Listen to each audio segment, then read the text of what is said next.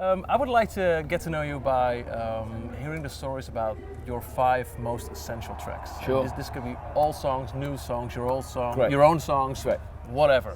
Perfect. Start off, please, Okay. with song number 1. Song number 1,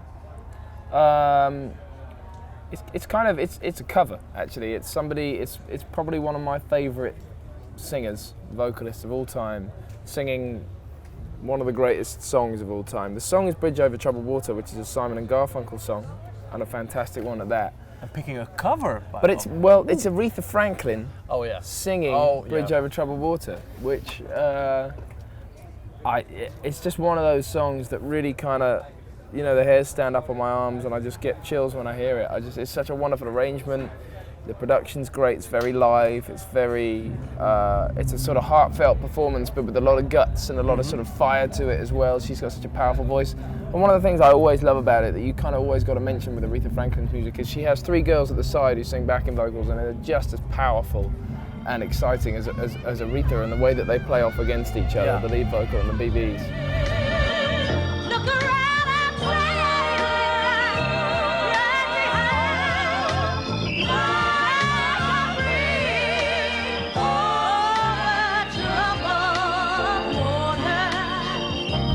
Her version, she feels what is being said in the lyrics in a more sort of overt way.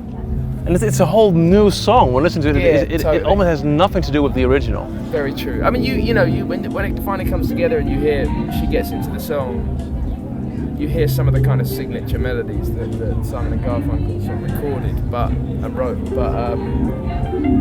But I have a very big sort of soft spot for soul as a kind of a feeling and a genre, and she emits so much of that that you don't find in Simon and Garfunkel's version as much, but that's okay. No, that wouldn't. When you were to mention Bridge of Troubled Water, I wouldn't say, "Oh, that's a great soul song." No way. No. Totally. But it is here. It is in this version, and I found out recently there's all this great. There's a lot of sort of tasty kind of piano moves at the start. I think she might be playing like a Rhodes or something, and it's her. There's all these great licks. She plays herself, right? She plays herself apparently, which is, another sort of string to her bow and makes it even cooler. Another one that I love is a song by Ryan Adams, one of my favourite sort of singer-songwriters and songwriters in general. And it's from his first album, which I like a lot of Ryan Adams' music. Yeah. Across the kind of 15, 16 years that he's existed and been releasing albums and music. But Heartbreaker, his debut album, is the big kind of favourite for me, and there's a song on there called Come Pick Me Up, which was one of the more prominent tunes off that album. And I think it is the most sort of perfect, this song, great, wonderful melody, wonderful performance, wonderful sort of production, very live and sort of the moment. But it's this very honest portrait of a man, to the extent that the character, the sort of protagonist in this song, the narrator, he's kind of quite happy to be stepped on, walked all over by this other person who he is so in love with, I guess. It's a romantic interest. It's a romantic interest, but the whole thing is totally kind of, the whole relationship is burned. He in this lyric and in this song is quite happy for her to basically sleep with all his friends, screw all his friends behind his back, as he says. Because the lyric is "Come pick me up." Yeah. Come and be with me.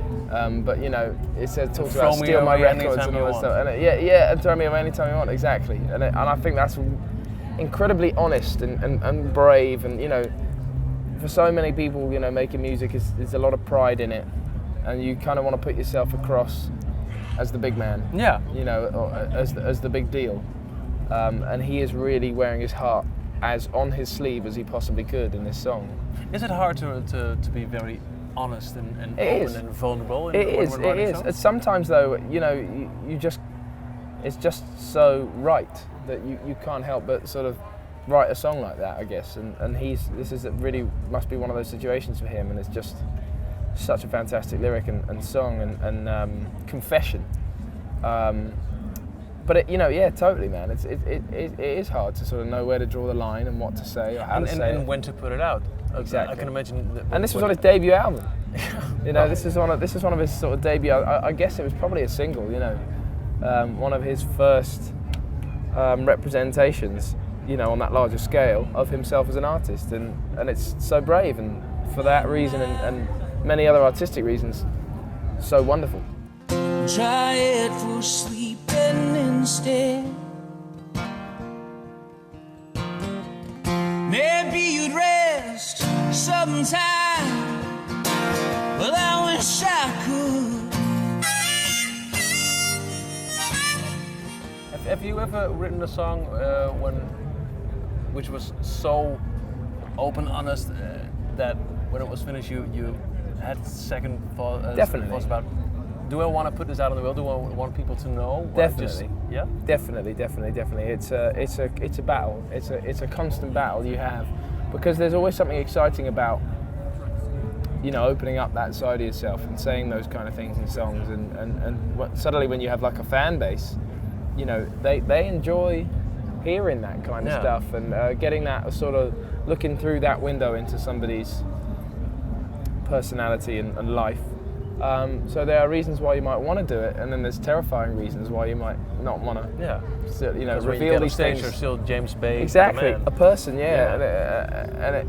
don't necessarily know if you want to reveal these things to the world or not. But so I have been in that situation very much so on a number of occasions, and I guess I will be again, because there's this bizarre, exciting aspect to all of it that kind of means you can't help but go down that path of kind of honesty, heart on your sleeve honesty, because you might get a great song. Yeah. And that's a pretty tempting thing to have. This one here, This by is- Derek and the Dominos. That's the one, right? This is very much the reason why I That's the picked one up that a started guitar. it all. Yeah, it really started. I couldn't help but put it on here. It's very important to me.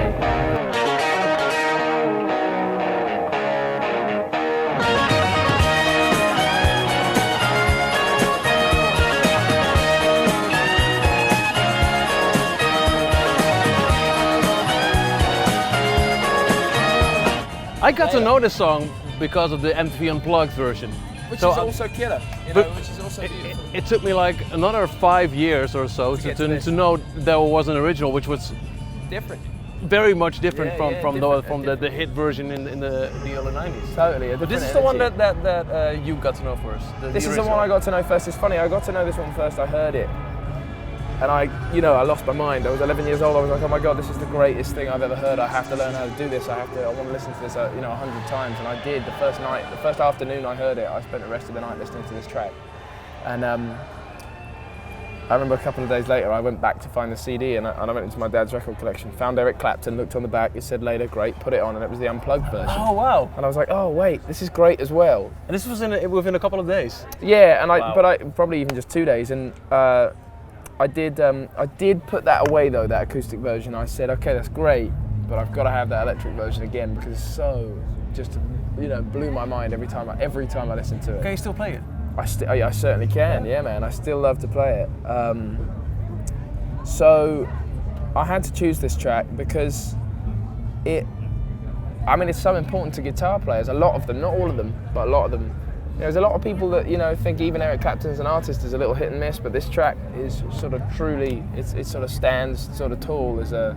And he's still one of the great, right? Yeah, and it's a great riff and it's a great song. This song is fantastic. It's a sort of classic rock and roll love song. With a bit of torment and a lot of love in it, and the riff sort of sits with those emotions so perfectly. It's kind of tragic and heroic, and it'll forever be kind of the reason I picked up the guitar. Yeah, Well, this track. that sounds like a very important song to me. It's a very important song in my record collection. I really wouldn't be able to live without it. Yeah, I guess I could, but I wouldn't want that life. No, why would you? It's the Right? same Why goes would for you? all of this music. Yeah. I'm just thinking about. I'm going to throw you one more that isn't mine. All right, great. Track number 4. And I'm going to I don't find know- it. yeah, I'm going to yeah. find it in here. I'm not quite sure if it's online or where it's... I believe it is. We were searching earlier. I'm going to play you a track off the album Bad. Yeah. Describe it some more. I want to guess it.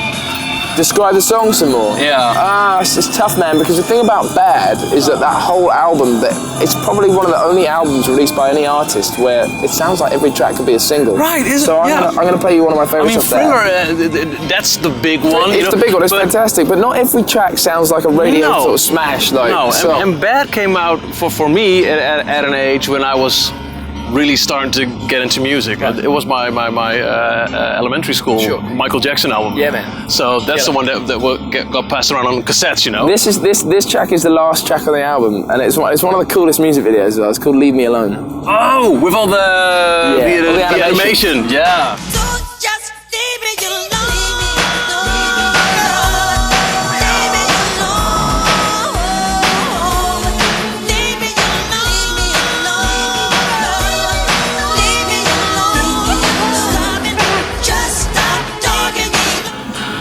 Which was added later on. It wasn't on the first version of the album. This was in the Moonwalker movie. Right, it was in the Moonwalker movie. Was it not on the first version of the album? I don't think so. I think maybe if you bought the CD instead of the cassette or the LP back in the day, and then after it was added, I believe this was a bonus track. The coolest thing about this and a lot of his songs, musically, in terms of songwriting, it's a shuffle, which is the feel is a shuffle. This is a very sort of bluesy kind of feel, and he's got The Way You Make Me Feel is a shuffle as well.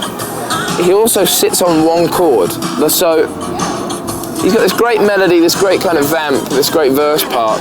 Still, he doesn't change the harmony. It just sits on this one chord, and it's not until he gets to the chorus that he starts to change the chords, and there's this descending thing, and it just comes back around to that rock solid chord again. I did love the video. It was one of my first. I'm not a huge sort of music videos person, unless it's Michael Jackson. Yeah. He's very good at them. He always was. And I love the feel of this entire album. It's just fantastic, undeniable pop music. But I wanted to sort of throw a curveball, because people talk about Bad all the time. But I always loved all the tracks on this album. Yeah. Even Liberian Girl. Which is a great song. Which is a great tune, but Bit corny video though. Yeah, sure. Yeah. Definitely. All right, guys, that's a wrap. Yeah, incredible. But hilarious. But, where's Michael? Yeah. Oh man. So track number 5 for track the 5 number Essential 5 Tracks by James Bay. I will give you. This was a song that I guess really kind of got me noticed. It's called "Hold Back the River," and funnily enough, it was I'd started recording my album, and I hadn't even written this song. I had 11 tracks ready to go. And I guess I felt like there was a little hole that needed filling, and that I wasn't finished writing. So I went away and sat down and picked up my guitar again and thought a little harder, and "Hold Back the River" was kind of born. Wow.